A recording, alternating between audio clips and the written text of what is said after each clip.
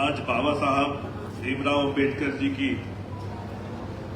136वीं जयंती के अवसर पर हम सब के बीच में आज मंच पे विराजमान है हमारे जवेरा विधानसभा क्षेत्र के विधायक और मंत्री आदरणीय धर्मेंद्र सिंह जी, हमारे पूर्व सांसद रहे, पूर्व विधायक, पूर्व मंत्री और वर्तमान में पिछड़ा वर्ग आयोग के अध्यक्ष कैबिनेट मंत्री का दर्जा आदरणीय रामकृष्ण कोसमारिया जी, हमारे जिले के ऊर्जावान अध्यक्ष श्याम शिवहरे जी, हमारी जिला पंचायत की अध्यक्षा रंजीता जी, उपाध्यक्षा कटारे जी, भारतीय जनता पार्टी के जिले के उपाध्यक्ष संजय यादव जी, हमारे जनपद दमोह के प्रतिनिधित्व कर रहे राजू ठाकुर जी, हमारे पूर्व मंडल अध्यक्ष संतोष रोहित जी, आलोक गोस्वामी जी, हमारे प्रशासनिक अधिकारी अपर कलेक्टर श्रीमती मीसा मरकाम जी, हमारे फूल पगारे जी और इस विभाग के अधिकारी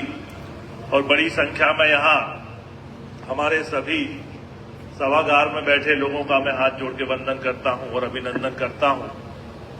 अभी आदरणीय धर्मेंद्र जी इस कार्यक्रम को लेकर सीओ जिला पंचायत महोदय का फोन आया था, तो मैंने उनसे आग्रह किया था कि मानस भवन एक ऐसा स्थान है कि जब यहाँ कार्यक्रम होता है तो लोग आराम से पहुंच जाते हैं और जिले के कार्यक्रम हम जितने भी करें तो सारे यदि हम मानस भवन में करेंगे तो वो बहुत ही सम्मान पूर्वक कार्यक्रम होते हैं। तो इसके लिए भी मैं सीओ जिला पंचायत को धन्यवाद देता हूं कि गंभीरता से इस बात को लिया और उसका अनुसरण किया।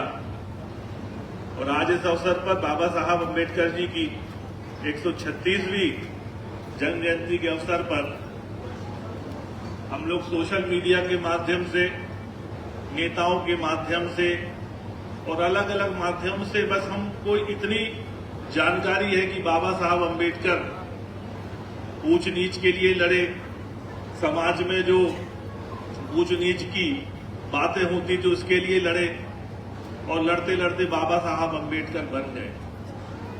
और किसी को ये नहीं पता कि बाबा साहब अंबेडकर इतना लड़ क्यों पाए।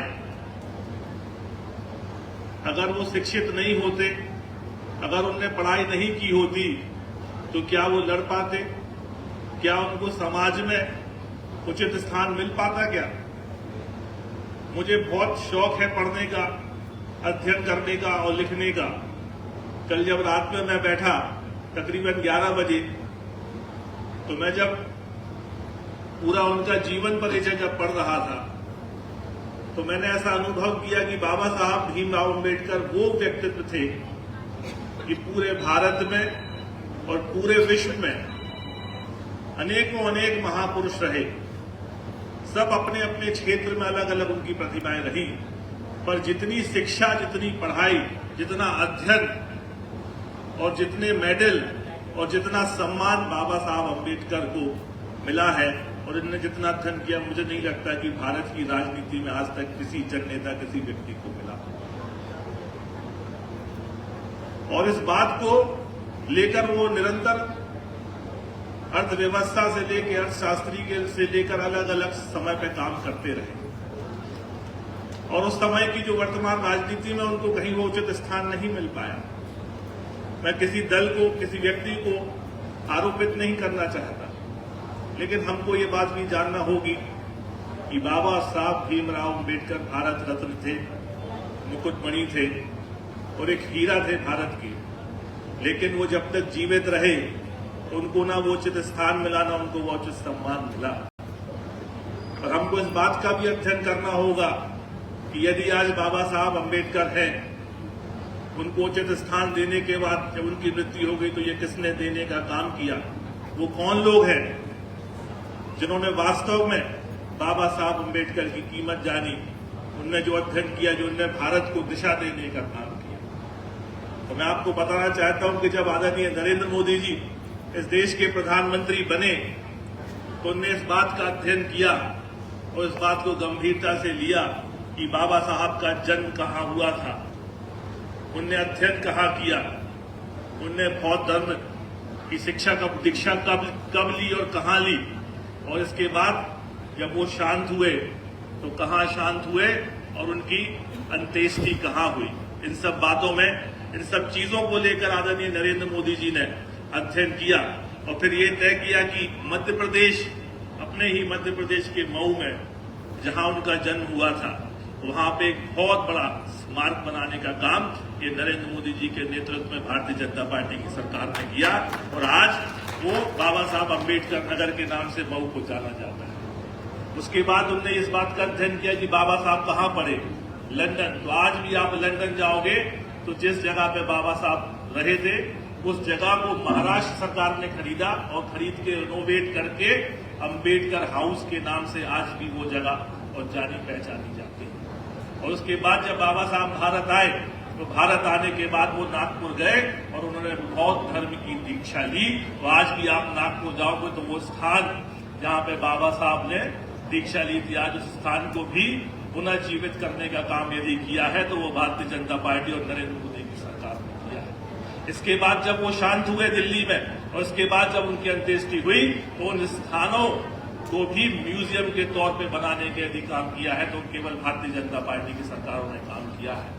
हम बहुत सी जगह घूमने जाते हैं छुट्टियों पर, कभी हम मनाली चले जाते हैं, कभी हम कहीं चले जाते हैं, पर यहां मैं सबसे आग्रह करूंगा कि भारतीय जनता पार्टी ने बाबा साहब अम्बेडकर को लेके 5 तीर्थों का निर्माण किया है।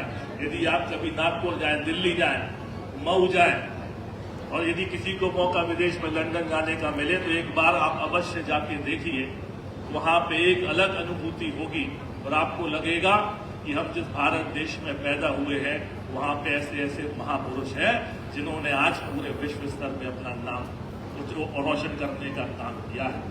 तो इन सब चीजों को हमें जानना होगा और अक्सर हम हमेशा बोलते हो, कई मंचों से आपने सुना होगा कि शिक्षा वो शेरनी का दूध है कि जिसने पिया और वो दहाड़ने लगता है। तो यदि हम पूरा जीवन परिचय, पूरा जीवन बाबा साहब अम्बेडकर का देखें तो एक ही चीज मुझे समझ में आती है और वो हमको अपने गांठ में बांध के ले जाना चाहिए। यदि हम अच्छी शिक्षा प्राप्त करेंगे, अच्छा अध्ययन करेंगे और यदि हमारी सारी जानकारी है तो मैं आपको ये बात दावे के साथ कहता हूं कि समाज आपको छुआछूत, जात पात और ऊंच नीच के माध्यम से आपको नीचे नहीं कर सकती, क्योंकि आपके पास अध्ययन है, क्योंकि आपके पास डिग्री है और आपके पास शिक्षा है, तो आपको इस मंच पर बैठने की जगह दी जाएगी और उसी क्रम में निरंतर सरकारें काम कर रही हैं। मैं तो अक्सर जब लोकसभा के सदन में जाता हूं, उसके पहले जब मैं विधानसभा में था तो हमेशा मैं इस बात का अध्ययन करता, उस समय जब बाबा साहब अम्बेडकर ने ये संविधान लिखा होगा 1947 के बाद, आजादी के बाद, तो उस समय उनकी सोच कैसी होगी कि आज भी 75 वर्षों बाद, आजादी के 75 वर्षों बाद भी विधानसभा में जो चीजें आती है ऐसा लगता है कि ये इसी के हिसाब से बनी हुई है। और जब हम लोकसभा जाते हैं तो वहां के हम जब नियम पढ़ते हैं, सरकार के संविधान के धाराएं पढ़ते हैं, पॉइंट ऑफ ऑर्डर देखते हैं, जब पढ़ते तो देखते कि इतना दिमाग कैसे होगा कि आने वाले 25 साल बाद जब लोकसभा चलेगी, सदन चलेगा और उस समय ऐसे विचार आएंगे, ऐसी बातें आएंगी तो उसका जवाब ये होगा, उसका जवाब वो होगा। तो आज 75 वर्ष पहले वो व्यक्ति ने सोचा था, आज 75 वर्ष बाद भी वो चीजें अपनी अपनी जगह पर सटीक बैठ गई। और कैसे हुआ? केवल अध्ययन से, केवल शिक्षा से। और इसी क्रम में निरंतर, जैसे आदरणीय बाबा जी अभी कह रहे थे कि यदि ये संविधान नहीं होता तो आज हम लोगों को उचित स्थान नहीं मिलता। तो हम कहते हैं कि जंगल में जिस घाट से शेर पानी पीता है उस घाट से हिरण या बकरी पानी नहीं पी सकती। लेकिन इस बात को गलत अगर किसी ने साबित किया है तो हमारे बाबा साहब भीमराव अम्बेडकर जी ने किया है। उन्होंने संविधान की ऐसी रचना करी कि जिस घाट से शेर पानी पीता उस घाट से बकरी और हिरण भी पानी पी सकता है। यदि आप शिक्षित हैं, पढ़े लिखे हैं, तो आपको भी वही मंच मिलेगा जो वो उस व्यक्ति को मिलेगा जो ऊंच नीच का भेदभाव करते हैं।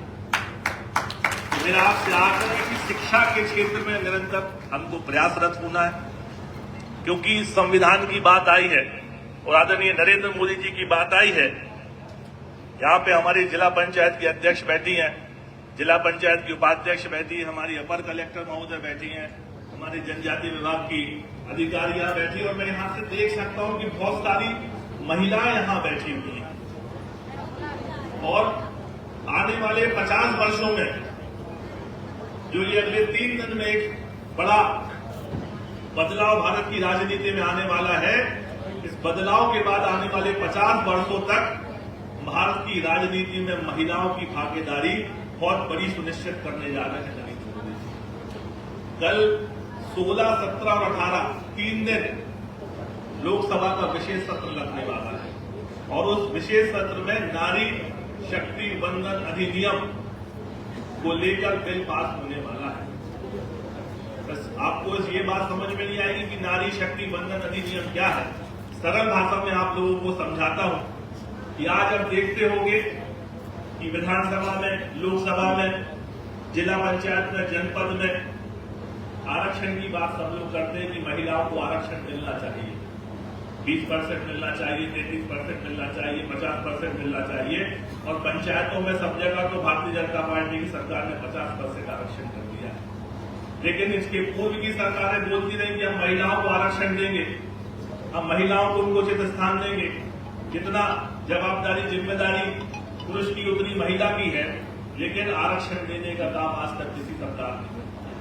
लेकिन मैं ये दावे के साथ और गंभीरता से कहता हूं कि वो नेतृत्व जो सशक्त है, जो वास्तव में जो बोलता है वो करके दिखाता है, वो इन 3 दिनों में दिखाएगा। अभी लोकसभा का सदन लगने वाला है और भारत की राजनीति में स्वर्ण अक्षरों में ये 3 दिन लिखने वाले हैं। इन 3 दिनों में हमारे भारत की महिलाओं को 33% आरक्षण देने का काम करने वाले हैं। और जब 33% आरक्षण मिलेगा तो मान लो यदि 230 विधायक अभी हैं मध्य प्रदेश विधानसभा में, तो 230 में 33% तकरीबन 70 से 80 महिलाएं अब विधायक बन के वहां पहुंचेगी। और 544 यदि सांसद हैं दिल्ली में, तो उसका 33% लगा लोगे तो तकरीबन 150 से 200 महिला सांसद बन के अब दिल्ली पहुंचेंगे। तो ये बदलाव यदि कोई कर सकता है तो वो सशक्त नेतृत्व नरेंद्र मोदी जी का है। और आप अभी देखेंगे कि 3 वर्ष के भीतर जब विधानसभा और लोकसभा के चुनाव होंगे तो इस मंच की तस्वीर बदली मिलेगी। अलग अलग जिले में आपको वो चेहरे मिलेंगी, वो बहनें मिलेंगी जिनको आरक्षण के कारण उचित सम्मान नहीं मिल पा रहा था। उनके अंदर योग्यता तो थी, उनके अंदर क्षमता तो थी, लेकिन उनको मंच और मौका नहीं मिल पा रहा था।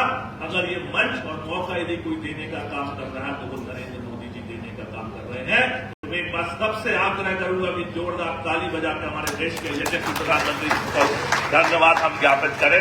निश्चय ही ये बाबा साहब भीमराव अम्बेडकर का भी बनाया हुआ संविधान है, जिसको क्रमवार तरीके से नरेंद्र मोदी जी के नेतृत्व में हम लोग लोकसभा में लागू करने का काम कर रहे हैं।